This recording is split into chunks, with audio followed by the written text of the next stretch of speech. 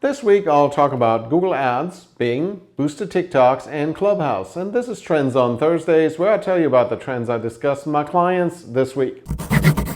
First up, Google Ads, and this one is super important. Google Ads is rolling out auto-applied recommendations.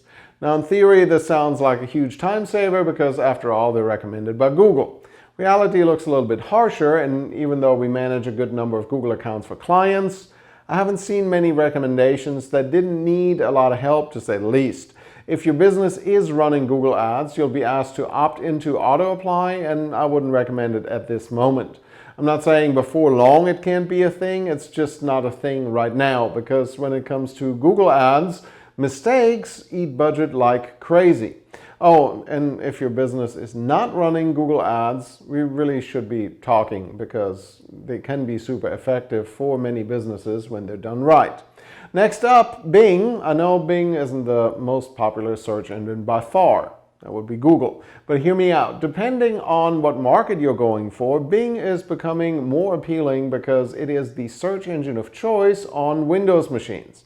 And more IT departments prohibit their users from changing any defaults, meaning if you're looking to do business with companies that put a higher emphasis on security, Bing might be where it's at. Think healthcare providers, larger companies, manufacturers, oil and gas.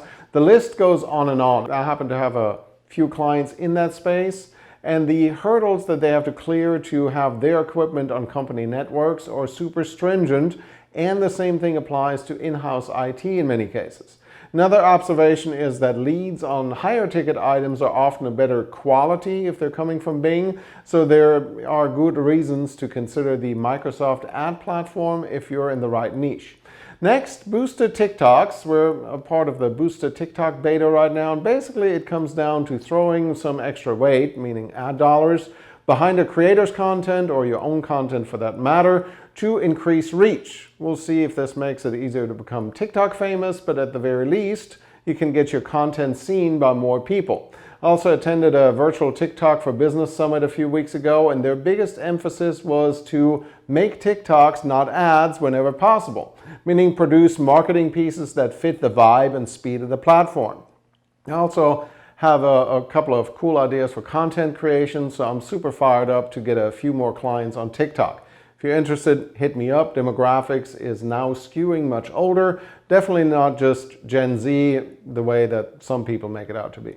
One more, Clubhouse. I personally have a weird relationship with Clubhouse. For one, it's super engaging and interesting, and I like it as a kind of conference feel, fireside chat kind of thing, but on the other hand, it's really time consuming.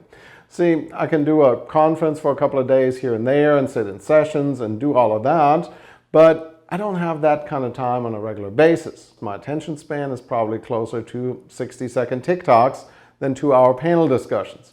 Anyways, the number of monthly installs from February to March is down by 73%, meaning less new users coming in. Now, the community that's on there is clearly very active, so I'm not saying it's going away. I'm saying it won't be reaching numbers like Facebook or even LinkedIn anytime soon.